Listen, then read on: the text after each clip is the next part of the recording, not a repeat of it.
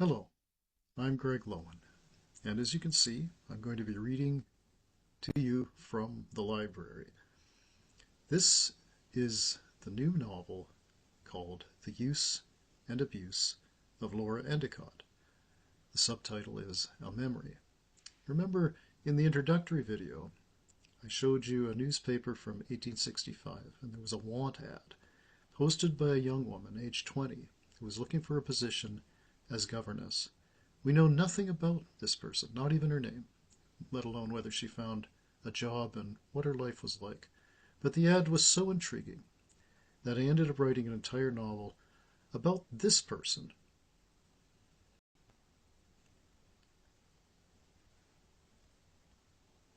We have an epigraph to begin. It is from Robert Browning's 1864 book, Dramatis Personae, from the poem The Worst of It. This is a poem that our character Laura Endicott would have studied and read, and she even mentions later on, as we'll see in the book, that she had bought Robert Browning's latest, which at the time would have been this book from 1864. For I was true at least, oh, true enough, and, dear, truth is not so good as it seems. Commend me to conscience. Idle stuff. Much help is in mine, as I mope and pine and skulk through day and scowl in my dreams at my swans obtaining the crow's rebuff.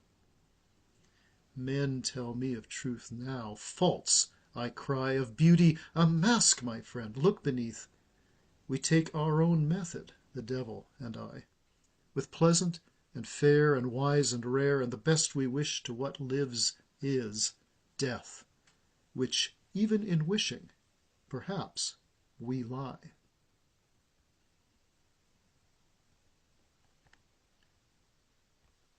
Chapter the First. Apply within. Dissemble yet more, you rarefied bubbles within, glancing and jostling, and those few rising to the top, dissemble, that your resemblance to life be mistaken for its own elixir, a seltzer, a seizure, good heavens, I tipple, tremble, trouble, and ripple, and yet it is but ale, and I the paler princess of only earthly paradise. Yes, I can see you, tremulous one, your image jostling and glancing, but even there, within the glass not quite dark, there is a future to be had. May I join you? I gently start. My eyes flicker up and away from the pint glass as yet untouched. The public was busy at this time of day.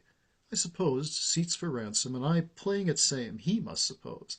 But I don't need a young man at the moment, rather one older and genteel, a seasoned gentleman of some middling means.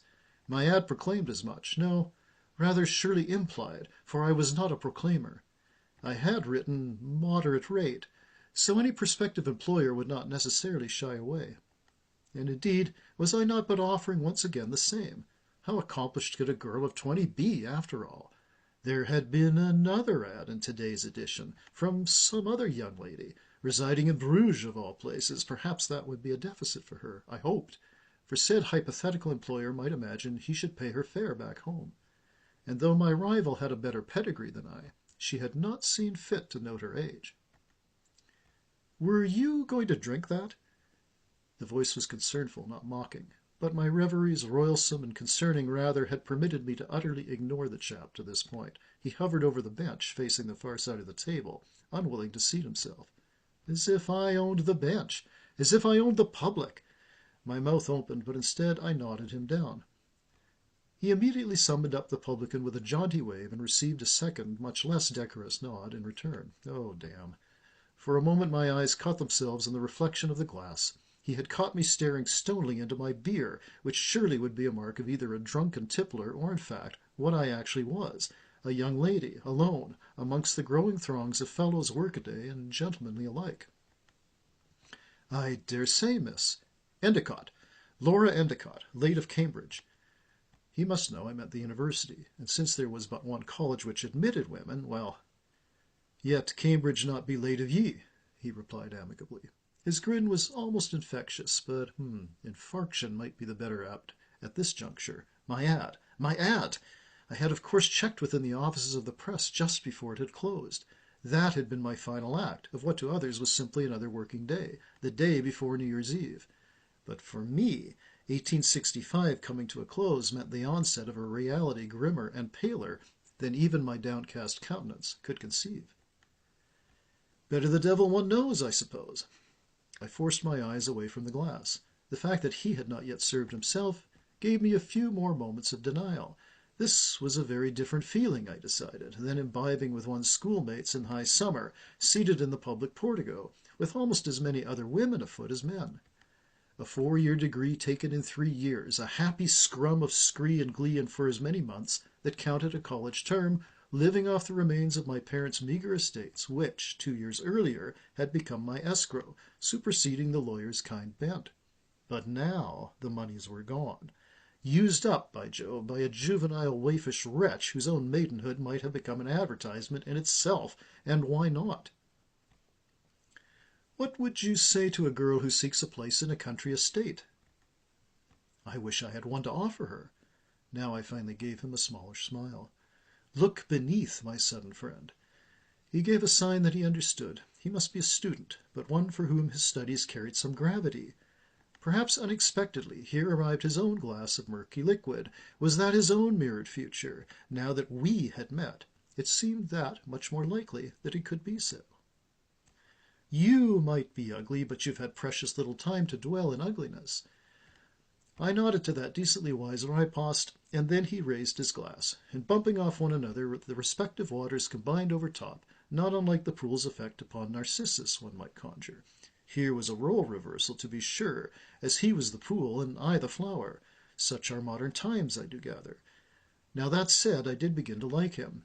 He was unafraid to mince his words, and while he was clearly taken with my supposed beauty, yet he was not intimidated by it. Here's to ugly truths, then, I ventured. He grinned again and drank off nigh on a third of his pint. I asked the question with my chin. None such present. I swear it upon a stack of David Hume. Now I belatedly chuckled aloud. Decent-looking fellow with a fair wit. If not intellectual, then at least intelligent. He was no drinker, given his healthy visage. If he was nervous, then let him show it, and thence let me show it up. I took a degree in English. I stole a look at English philosophy. A dram there, fair lassie. Oh, you know what I mean. Philosophy in the English language. Now I drank, more as a way to end my reply than to equal his draught. The beer was by now tepid, which befitted my countenance to a T. That Hume was a Scotsman bore no impress upon his thoughts. You are then no literary patriot, I suppose? Not I. I do suffer from the malignancy known by the technical term monolingualism. To this he laughed. His laugh was like a welcome wave, of hand, of surf even, of the leaves in the trees at the least, given that we were, after all, in Cambridge. I longed for the sea-coast, and had done so ever since. I dare say, looking at your fingers, that you too speak a higher language. I forbade myself to cast my glance down. I knew what my hands looked like. It was reasonable, if also cliché, to identify a musician as speaking what could be called the universal language of humankind. But was it? Could not other, rather more shadowy tongues apply? As in, you as well have the tenor to utter the Ursprach of human hands. That was an awkward manner of alluding to desire, which told me this as yet nameless gent was not studying our native brogue. If one waxed alike overlong with one's beloved, I reckon desire would itself flee. He now looked sheepish, and once again raised his glass in self-defence, but I smiled at him more fully this time. 4 years, 5... Better make a bee-line, for as they said back home, a stern chase is a long chase. When do you graduate, fellow fop, and when should I expect an estate? This caught him not quite up flat aback, but he gamely rallied, which I also liked. Indeed, speaking of desire, it was one thing to be loved by another girl, as happened rather discreetly in the board schools, including mine, or yet by some winsome college comrade at my apartment, but I was yet customarily untaken, and he might well guess as much. Guess away. I myself had lost count of my intimacies, and thus could comfortably leave the game to others. Homogeneity was a nicer word than homosexuality. Good heavens, save us from being reminded that women and men were only meant to reproduce the species and little else. Did not the poets rail against such fate? It had seemed that half my course dwelt upon this single and singular topic. I just completed my master's degree in history. I have enjoyed the doctorate. My luck must have drove his contented pride straight over the Dover cliffs, white as his face had turned. I explicated. No one does a doctorate. Should I be perplexed or impressed? Oh, not that. One moment. This, either flattened by obliviousness to reality or by impassioned flight of reason? This time his reply was more sensible. Ah, well, how many have adored my features, from the otherwise stern headmistress to the college faculty, to my landlord, to the postman, and all those in between. Such apertures and crannies a laundry list of characters might doth make. Well, I imagine a little of both, I suppose. Yes, I'd take that. 4 years from this day. I wager. I'm not a betting man, mark you. 4 years. And I should be the man you might just hold an interest in. In which? Oh, damn, in whom? My glass had, over the course of this brief exchange, almost been drained. Even so, he was ahead of me. 2 more pints appeared, and I gave him an expostulation of dismay and impatience. Married to someone whose grammar would constantly require correction? Might as well mirror my imagined vocation as a governess in my wifely duties as well. But if I had stolen a look at philosophy, what I had kept from that amorous ambuscade, for that was what it had been, and none other the wiser for it, was the ability to speak always to the point.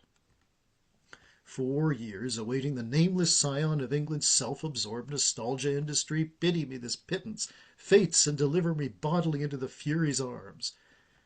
His laughter was wholly infectious this time, praise be the ale. I'm actually studying world history. There are positions, I am told, only told, not promised. That is the beauty of the doctorate. Ha! Well done. Yes, I do like him. Your surname, then. I suppose that's all I shall require when the day arrives. That had him flushing up, ruddily, so readily. I am Philip. Philip Rossiter. Yes, I know. Do you perchance play the lute? And I thought you just said world history. My mother was a musician. Oh, dear. Now it's off, it is. There was a moment of doubt then. She lives yet. I do not seek a replacement. Well, beyond what any other custom-bound fellow might understand to say. Indeed. My scheming soared above ensnarement by pregnancy. I would let him understand this much by sending him thither, at least for the time being. No, you desireful druid, not in the least. I have 2 more nights in my current abode. Oh, for goodness sake, he's shy. Another look flung across the table, this time executing the perfect transform from stern to downright cross. He immediately nodded away his own charming fate. I might well not have been able to occasion any such debauch decoy had I forsaken eating dinner. The beer and its bubbles, trembling and jostling, and later that evening I was once again reminded of their myriad motion as Mr. Rossiter and I, in delirious mimicry, mimed out the mirror, not so much of soul, but of body. At some unforeseen length, I swooned back on the shared linen and felt nothing other than a grand relief. Thank you for listening to Scene 1 of The Use and Abuse of Laura Endicott.